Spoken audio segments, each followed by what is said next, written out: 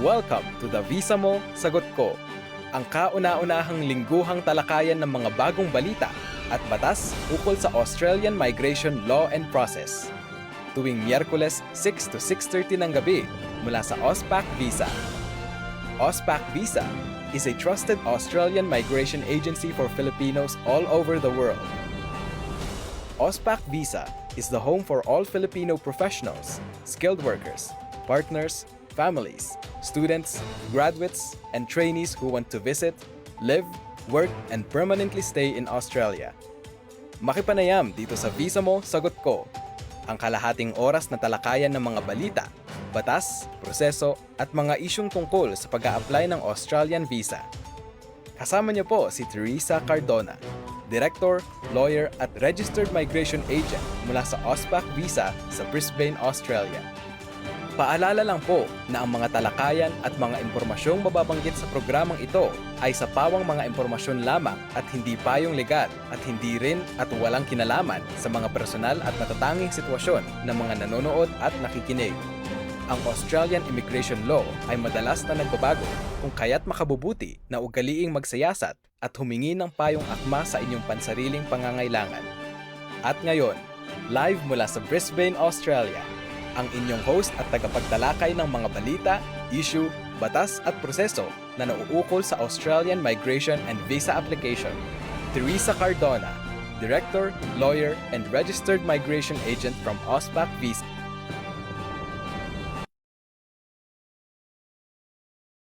Hello, good evening. Wednesday na naman po ngayon, 6 to 6:30. Kasama niyo po kami dito po sa Visa Mo, Sagot Ko. Magandang gabi po sa ating mga tagapakinig mula sa Facebook hanggang sa YouTube. Kung napansin niyo po, pinopost din po namin sa YouTube yung mga nakaraang episodes po para nang sa ganun po ay mabigyan ng pagkakataon yung iba na mapanood din po tayo at maibahagi kung ano man yung maaari nilang matutunan, no?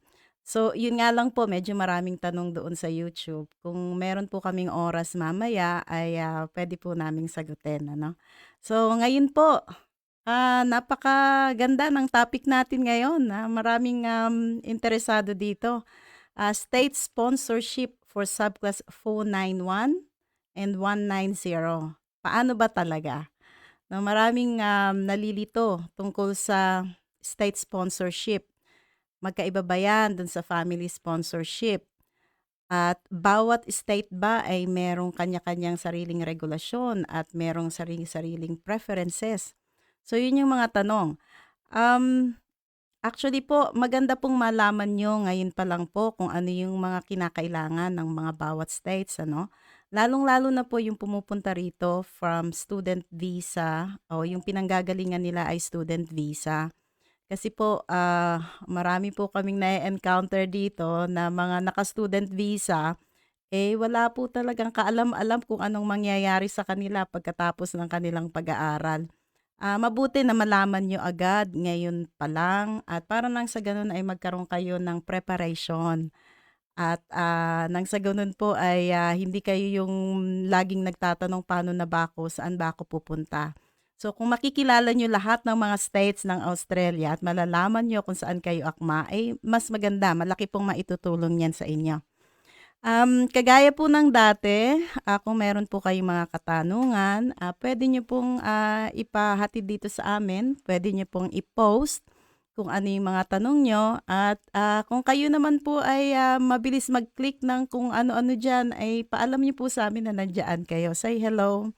And paalam nyo rin sa amin kung taga saan kayo.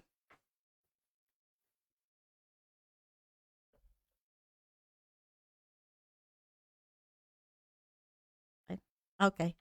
Yeah. Thank you, Carl. Sorry medyo meron tayong technical difficulties dito. But anyway, so yeah, kung nandito po kayo, nakikinig kayo, just say hello. And paalam niyo sa amin kung nasaan kayo at kung may mga tanong na rin kayong handa dyan, pwede nyo na rin pong ipadala para nang sa ganun ay makita naman namin hanggang sa mamaya kung meron kaming oras ay masagot namin. Okay, so umpisa tayo ha. What's new? Ano ang bago ngayon sa immigration law at sa visa processing? Kay unang-una po, unang balita sa araw na 'to o sa gabing ito, partner visa. Ano na nangyayari sa partner visa? Matatandaan niyo po last year po merong mga pagbabago sa partner visa na in-announce including dun sa pagkakaroon ng, maaaring pagkakaroon ng dalawang stages ng partner visa, yung sponsorship and then yung visa application. Yun po ay para ma-check kung ang sponsor niyo ay, karapat-dapat bang maging sponsor at walang mga naging issue tungkol sa family or domestic violence. Yan po. So, baka mangyari po iyan ngayong Oktubre, daw. Nung nakaraang taon inanunsyo yon na magiging September pero wala pang mga lumalabas ngayon na, instruction or clear policy but we are expecting that to come out this October. So kung nagbabalak kayo na, mag-apply ng partner visa siguro, tamang-tama itong panahon na ito na maging advantageous para sa inyo na gawin na 'yan ng medyo maaga-aga kung kayo ay, naka-meet ng mga requirements. Okay. So, second news, medyo hindi ko makita yung, ayun. So, meron palang mga nagko-comment sa'tin, si Maricar April Medina. Mukhang si Maricar ay ating ano, hello Maricar. Mukhang ano natin 'to, ito ba'y oo, parang suki natin si Maricar ano, Lingayen, Pangasinan, Philippines. Kamusta sa mga taga Lingayen? Hello, hello po kayo diyan. Jo Marie Pedronio mula sa Mati City. Saan ang Mati City? Sa Cebu ba ito? Parang sa Cebu ano? Ah, saan? Sa Davao? Davao pala 'yon? Okay. Yep. Ayun. Good PM, Jo Marie. Magandang gabi sa iyo. Salamat sa pakikinig, Jo Marie. And Destiny Mora Reyes. May tanong na si Destiny.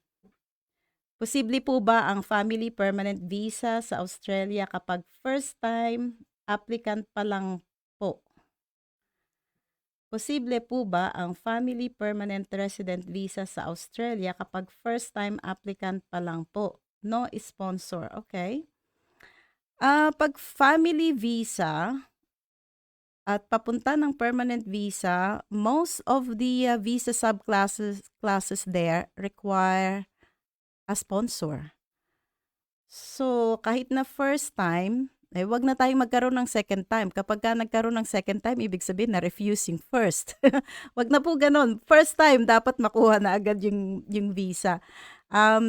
Yeah, so particularly what visa in the family class ang gusto mong makuha, Destiny? Kasi as I've said, most of them would require a sponsor. Okay? And then, first time lang, wag na nating dagdagan pa ng isa pang application. Ibig sabihin nun, refuse for the second time. Ayun, sumagot si Jo Marie sa Davao Oriental pala yung Mati. Magandang gabi sa mga taga Davao. Okay, so second news natin, global processing time. So ayan, nakalagay po sa screen, in-announce ng immigration ang global processing time. Ang ibig sabihin po ng global processing time, ito po yung indikasyon kung gaano ka-ikli o gaano kahaba yung pagpoproseso ng inyong application sa service standard ng immigration. Okay? So yung nakalagay po ngayon sa screen, ito lang po yung mga popular visa. Pero kung gusto niyo pong makita lahat ng mga iba't ibang klaseng visa at kung ano yung processing time at this point in time, pwede niyo pong puntahan sa immigration and then check global processing time. So makikita niyo po dyan sa Subclass 500 para sa mga student visa, inaabot ng 4 na buwan hanggang 5 buwan. Ang pinakamaikli ay 3 months, no? Pero para sa onshore application, yung mga student visa medyo matagal kumpara sa mga offshore, no? Yung mga offshore medyo mabilis kaysa sa onshore. Alright, so susunod na update tungkol sa VETASSESS, no? VETASSESS po ay isang skilling authority para sa mga professional and associate professional occupations. Okay? So meron po silang updated list ng mga professional occupations at ang pinaka-importante po sa VETASSESS kung kayo ay mag-a-apply o kung magpapa-apply po kayo o para lang maunawaan kung ano yung hinihingi ay yung information sheet. Okay? So doon po sa information sheet, makikita nyo dyan kung ano specifically ang hinahanap ng VETASSESS. Kapag ka may information sheet po, talagang i-check nyo po iyan. Sapagkat yan po yung magbibigay ng mga specific list of requirements and guidelines para dun sa particular occupation nyo. So may mga bagong information sheet para sa vocational education teacher, web designer, photographer, secretary, and travel agency manager. Okay? So, yun po yung mga bagong balita tungkol sa nangyayari ngayon. Walang maraming kaganapan. So, yung ag visa, wala pa po. Hanggang ngayon po, wala pa. And Queensland, sarado pa rin po. Hindi pa nagbubukas. Nag-aantay kami sa pagbubukas. Okay? So, eto na po tayo. State nomination, Subclass 491 and Subclass 190. Para saan ba ito o ano ba ito? Okay.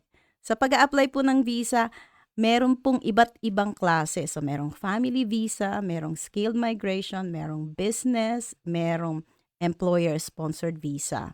So, pag pinag-usapan po natin ang Subclass 491 at Subclass 190, ito po ay nangangahulugang skilled visa at nangangailangan po ng state sponsorship. Okay? So, ang 491 po ay provisional visa. That will be for 5 years only.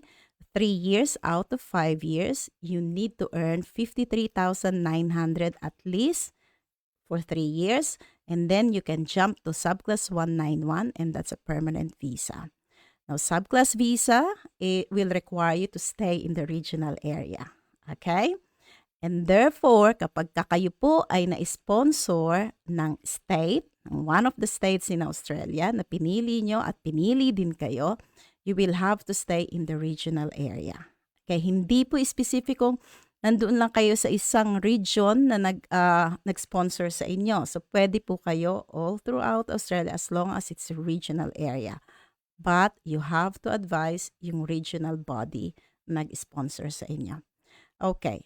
And then Subclass 190, that's a state nomination. So unlike Subclass 491, Subclass 190 is a permanent visa. Okay? So yung isa po nasa regional, ang Subclass 190 is anywhere in Australia. Okay? So unang-una pong pangangailangan sa dalawang visa na ito ay nominated occupation. Yung occupation niyo po ba ay nasa listahan. Okay? And then, tama ba yung edad nyo? Meron ba kayong magandang score dun sa edad? Meron ba kayong work experience? Okay? Inaprubahan ba kayo o inimbitahan ba kayo na mag-apply para sa 491 or 190? So, ibig sabihin po, hindi po pwedeng mag-apply straight sa 491 kung walang invitation. Except for family visa. Okay? So, pero hindi po natin pinag-uusapan ng family sponsored visa 491 ngayon, ha? So, susunod po, baka pwede. Pero 491 and 190 state nomination lang po tayo. Kaya titingnan natin kung ano ang mga pangangailangan at ano yung mga requirements ng state. Okay? Siguro mas magandang ipaliwanag to kapag ka may example, ano? Pakitaan ko po kayo ng example. Halimbawa po, kayo ay nurse o yung aplikante po o yung kandidato ay nurse. So kung siya ay registered nurse sa Australia, meron siyang APRA, meron ding ANMAC. Ang ANMAC certificate po ay skill assessment. So kung siya ay registered nurse, ibig sabihin eligible siya na mag-apply sa maraming klase ng visa. Okay? Kung galing siya sa student visa, pwede siya sa 485. Kung may kamag-anak sa regional area, pwede rin sa family-sponsored visa. At kung wala naman yung mga yon, pwede siya sa 491. Ito yung pinag-usapan natin, state territory nominated or subclass 190 skilled nominated visa. Okay, diyan sa baba nung sinasabi ko, nandiyan yung mga state. So makikita nyo, no? Kung ikaw ay nurse, wala kang kamag-anak, okay, pwede kang i-nominate ng state. Kasi ang nomination po at sponsorship ng state will give you 5 points kung sa 190. At kung 491 naman, it will give you 15 points. So kaya yung iba gusto ng 491 kasi tumataas yung score nila because you get 15 points nomination or sponsorship. Okay, so in the case of registered nurse, so pwede siya sa Northern Territory, Victoria, Western Australia, South Australia, Tasmania, New South Wales, ACT, and Queensland. Queensland po depende sa listahan na lalabas, no? Kaya nakalagay diyan X. Okay?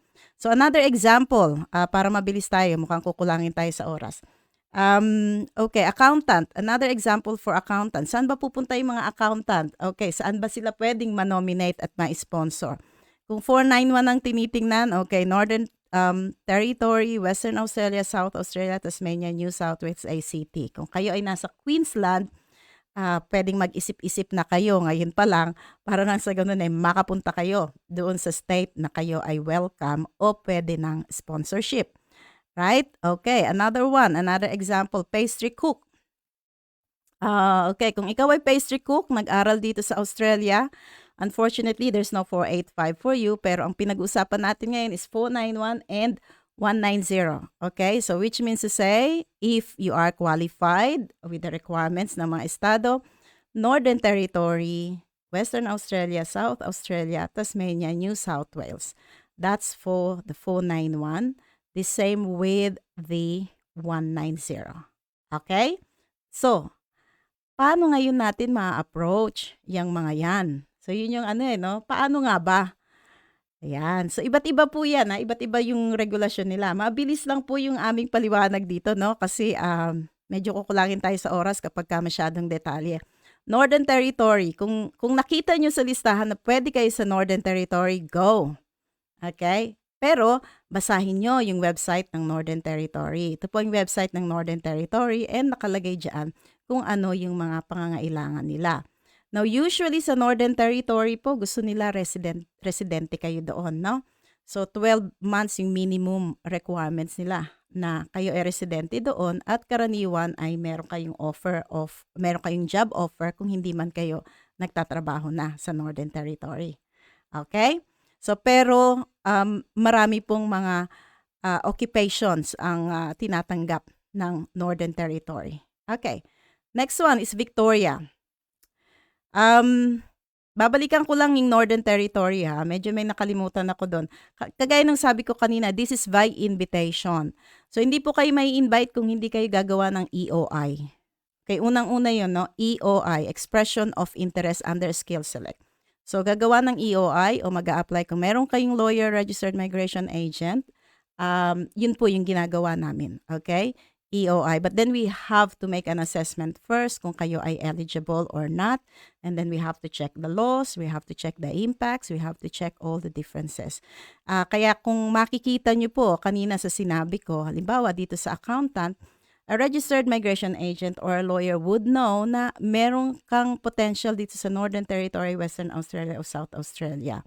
Now, imagine if you are the one doing this and you don't know exactly what the states are okay for you, then you will have to spend more time than, of course, those people who are experienced, just like us. Okay? Now, let's go back. Now, Victoria. Okay, Victoria, kailangan ng EOI, but there's an extra step for Victoria. You need to do your ROI, or registration of interest. And then, sa bawat registration of interest ng Victoria, they have specific guidelines kung ano yung hinahanap nila. Like in this year, in this year, they are after yung mga taong nasa critical sectors and yung merong relevance sa STEM, STEM. So yung science, technology, engineering, mathematics, and medical contribution. So they're all after that. So i-check nyo rin po kung ano yung mapupuntahan nyo roon. So kaya nagkakaroon ng limitation yung mga preference nila because of the specific guidelines na inilalabas nila. Okay, so may extra steps sa Victoria. There's an ROI, and then kung nagustuhan nila kayo, they will give you the invitation. Now, Western Australia. Okay, so this is, yeah, so Western Australia, meron silang WASMOL and medyo mahaba yung listahan nila. Then you will, again, check the website on what they want. Mahaba yung listahan ng Western Australia, but just like any other states, gusto nila na kayo ay resident doon. So, minimum of 6 months at least. Merong tanong, nag-a-accept po ba sila ng offshore applications? At the moment, no. I think the only one that's open for offshore application is New South Wales. Pero sa New South Wales, they vary because of the RDA. So may mga regional development areas sila doon. You will have to check which of those regional development areas. Okay? Unfortunately, sorry, no, wala pa. Pero once siguro mag-open ang border, then they will change this or they will update their preferences for the to open for the offshore applicants. Okay, South Australia. Okay, that's South Australia. Now, South Australia is different from all the rest, no? Kasi yung iba, there is one general guideline for everyone. Okay? But South Australia is different. You have to check your occupation first. If your occupation is on the list, click it, and then you will find out all different items na kailangan yung gawin. Na? And then South Australia is open for specific occupations. Okay, not for all. So you have to check that occupation. I think in our Facebook page, we have published all those occupations na open for offshore. Okay, pero may mga nag-apply din ng EOI pero wala pa kaming naririnig na invitation sa South Australia para sa mga offshore applicants. So, we will update you once na meron kami.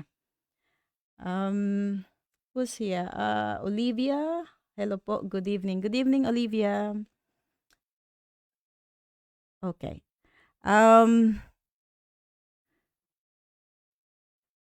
Meron ng tanong sa taas. Okay. Yep.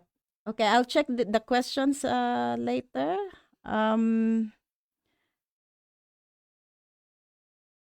Okay, so let's move on. Tasmania. Okay. Now, Tasmania is, I think, the friendliest and the most stable for student visa holders. No? If maganda yung transition ng Tasmania from student visa, kung doon kayo nag-aral, may preference kayo.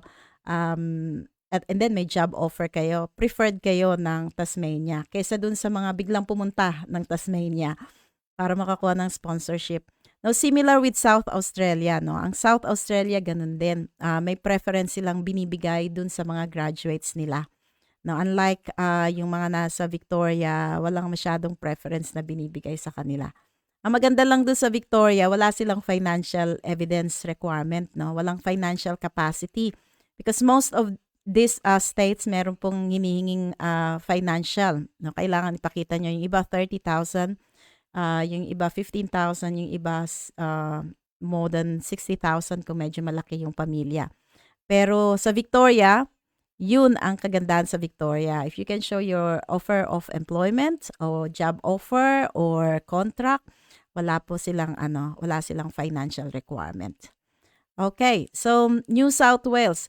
Now, as I've said, for New South Wales, divided sila into different RDAs. You have to check the RDAs and you have to approach your specific RDA. Okay, EOI first and then approach the RDA for 491. Pero sa 190, you don't need to approach the RDA. So it will go straight to skill select. Okay. Now, ACT. Well, ACT is different because they have the Canberra matrix. They give importance on Canberra matrix. So, if you want to approach ACT, have a look at Canberra matrix para magkaroon kayo ng mas eksaktong guideline kung kayo nga ay pasok or hindi. Ang maganda sa ACT, 3 months there, job offer, occupation on the list. And then may financial kayo, you're good to go. So mabilis din silang magbigay ng invitation. And good thing about ACT, every month there is a round of invitation. So medyo mabilis-bilis din sila. Okay, syempre ang favorite state ko, Queensland. Okay, Queensland, wala pa ho tayong guidelines sa Queensland. So, ang Queensland yata ang mabagal ngayon. Wala. We don't know anything. So, we don't know what's coming up with Queensland. But hopefully, it's something good. Maganda rin ang Queensland kapag ka ikaw yung nakalagay dun sa listahan at dun sa occupation na nilabas nila. And if you're working in the regional area, 3 months, you're good to go. Mabilis ang invitation ng Queensland. Yun naman ang kagandahan sa Queensland. And of course, Queensland wants a fresh application. Okay, so ayaw nila yung mga nagtatagal. Kagaya sa Victoria, they also want a fresh application. Okay? So yun yung mga opisina po na pinapakita ko sa screen. If you want to know more about them, you can go to the website and then have a look and check whatever their requirements are. In the alternative, marami din po kaming video na ni-release na nasa YouTube po ng Auspac Visa. You can also have a look and check that. Or pwede rin kayong pumunta sa amin para mapaliwanag namin specifically kung ano yung tama at bagay sa inyo. Alright. So, ngayon, ito ang dami palang tanong. Maraming salamat po sa mga nakikinig ngayon. Lagi kong sinasabi, kung sa palagay niyong makakatulong ang programa, pakisabi po sa amin para ituloy namin. Kasi kung hindi po na makakatulong, hihinto po kami. So, i-share niyo po sa mga kamag-anak at kaibigan niya. Okay, so, okay, saan ba yun? Rolando Alegria. Nagtatanong si Rolando Alegria, pwede po bang mag-apply ng PR kahit walang PTE or IELTS? At pwede po bang gamitin yung medium of instruction galing sa school, galing sa Pinas? Salamat po. Okay. Rolando, pag pinag-uusapan natin is Subclass 491 at saka 190, walang exemption sa English. Kasi kasama yun dun sa points. Pagka mataas yung English mo, like nasa superior English ka, you get 20 points. Pagka nandun ka naman sa proficient, you get 10 points. Kapag ka competent naman, walang points. No? Sa ibang subclasses, like for example, gamitin ang medium sa ibang subclasses, like for example sa 186, yung nanggaling ka sa 457, pwedeng gamitin yon kung yung 457 mo, dun sa unang 457 mo, na hawak-hawak mo pa ay gumamit ka na nung ganoong mga certificates para magkaroon ka ng exemption sa English. Yun. Pero with 491, 190, no, it can't be. But for other visa subclasses, especially for employer-sponsored visa, it is possible. It may be. And maybe under labor agreement as well. So, depende sa kung anong klase ng visa ang ina-applyan mo. Okay, so galing kay Chael Mangibin. Hello, Ma'am Teresa. I was wondering if I don't meet the AITSL requirements for secondary teacher. Am I allowed to get myself assessed as a tutor or TESOL teacher via VETASSESS, and thank you? Yes, you are allowed kung ikaw ay tutor or kung ikaw ay TESOL teacher. Pwede kang pumunta ron sa VETASSESS. But, magkaiba yung prospect ng secondary teacher at saka yung teacher TESOL. So, walang maraming visa subclasses available for teacher ng TESOL. But I think 491 and 190, you are okay, no? But just make sure that you are doing what a TESOL teacher is doing, no? Para sa iyong work experience requirement. Yeah, so it's a possible. Yeah. And then Laila Pantaleon, sa family-sponsored visa, dapat ba ang magiging work mo ay related sa course mo? Okay, I am assuming na ikaw ay galing sa student visa and ang tinatanong mo ay yung pwede bang maging work mo related dun sa course mo kung ikaw ay family sponsored na. Okay, 'pag nag-a-apply, yes, we need the work experience to be relevant to whatever nominated occupation that you are after. Pero 'pag nag-grant na po yung visa, that's okay. You can do anything. You can do any job. Hindi po kailangan kayo ay nag-apply as a teacher, pagdating niyo ng Australia, ay kailangang mag-teacher kayo at hindi kayo papayagang magtrabaho kung hindi teacher dahil pumasok kayo as a teacher. Hindi po gano'n. Puwede po kahit na anong trabaho. Basta sa visa lang po, yun po yung mga requirements. Pero 'pag meron na kayong visa, you can do, anything. But dun po sa mga 491, siyempre preferred po yung kung ano yung nominated occupation niyo, yun din yung pupuntahan niyo. Kasi that will kill the essence of 491, 'di po ba? At saka ng 190 because states are sponsoring people because they identified the need for that particular occupation. But it does not mean to say that you can't do any job. You can. Okay. So, what else? Okay, galing kay Wilcar Saturno. Wilcar, system engineer po please, ma'am. Tungkol saan kaya yun? Parang walang tanong yun, ano? Ah, Wilcar, I don't know what you mean, kung ano yung gusto mo doon. So, maybe you can make it more specific on what you want me to do for system engineer. Do you want me to discuss system engineer per se in the next thing? Just let us know. Okay, so Rina Casas, nag-a-accept na po sila ng offshore applications. I think that's a question mark. Yeah, New South Wales, as I've mentioned, and South Australia, but it depends on the occupation. Okay? Si Noriel Olager. Magandang gabi po, ma'am. Mukhang tayo ay overtime na.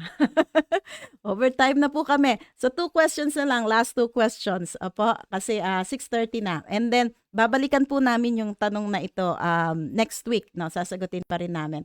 O kaya sasagutin ko kapag may oras po ako mamayang gabi. Magandang gabi po, Ma'am Teresa. Tanong ko lang po, may other way po ba para mag-PR kung hindi ko mapasa ang English test? Yes, merong other way, pero probably not under skilled migration. Baka andun ka sa family visa. Kasi yung mga visa na hindi nangangailangan ng English test, like partner visa, ah, prospective marriage visa kung ikaw nasa Philippines, pupunta ng Australia. So, pwede yung gano'n. O kaya carer visa kung ikaw ay may kamag-anak na merong sakit at nangangailangan ng caring. Okay. So, oh, dumadami pa pala yung tanong, ano? Medyo mahaba 'to, 6:30 na po. Ah, Paano ba 'to? Last two, if the job is tutor, will I need to be employed in a tutorial center or my private tutorial experience work po as I'm currently having private tutorial sessions with students? Hmm, okay. So, kagaya ng sabi ko kanina, I'm not so sure kung saan mo gagamitin yung tutorial job mo. Is it going to be used for 491, 190, or meron ka ng visa? So, dalawang bagay. Kung gagamitin mo sa 491, yes, it has to be used. Kung tutor ka, tutor ka. Pero there's not a lot of prospect for tutorial occupation, no? I don't think it's on the list. If it is on the list, nasa malayo na siyang grupo. But that's something that we can check, no? May office po ba sila dito sa Manila in case we need assistance? That's from Erwin Ongko. Erwin, we don't have an office in Manila. We don't have any other office in other parts, but we are based in Brisbane. But we have a lot of clients from all over the world, from Philippines and from other areas in the Middle East and even in Canada and America. Um, we do service them. So the technology is really working very well now. So I don't see any issue with that. In fact, marami kaming kliyente na hindi namin talaga nakita personally, no? Pero we were able to get the visa for them. So it's not really necessary that we have to have office. Anyway, we are always like this. We are online and we can get your messages. Okay, so I think magpapaalam na po kami, but I'd like to answer yung tanong ni Yale Padero. Good afternoon, ma'am. I am an agriculture graduate. I have 13 years work experience in my field. I have my master's degree din po. Kaso I can't get my credentials sa master's because I still have pending payables sa school. And with COVID, the accessibility is too difficult. Should I exclude my master or is it really important? Now, that's a good question, Yale. Actually, if you think the master's is no longer relevant to your nominated occupation and you meet the minimum requirement for that, if it's only asking for bachelor degree, then you would say that master's degree is no longer relevant. Yeah, and in terms of points then sa 491, yung bachelor at saka yung master's degree will attract the same points. So, you will have to decide whether it's relevant or not relevant and whether you meet the minimum requirement. Sa agricultural sector, marami kasing ano yan. May agricultural scientist, may agricultural technician. Maraming mga different classes yun. So, saan nakaakma yung trabaho mo? Okay, so I think that's 30 minutes. That's even more than 30 minutes. Unfortunately, we cannot stay longer. 30 minutes lang po yung airtime namin. Nabiro lang po. Pero hanggang 30 minutes lang po tayo para naman meron pa tayong pag-usapan sa susunod. So yun lang po. Maraming salamat po. Babasahin ko po yung mga tanong nyo and hopefully we can have another session for 491 and 190. Ipaalam nyo lang po sa amin if you need another one and we will accommodate that. But most importantly po, paalam niyo po sa amin kung ano yung kailangan niyo para nang sa ganun, yun din yung pwede naming ibigay. Hindi lang yung kung ano yung gusto naming ibigay. Kung ano yung kailangan niyo, yun po ang ibibigay namin. Okay, so yun lang po. Maraming salamat po. Magandang gabi po muli.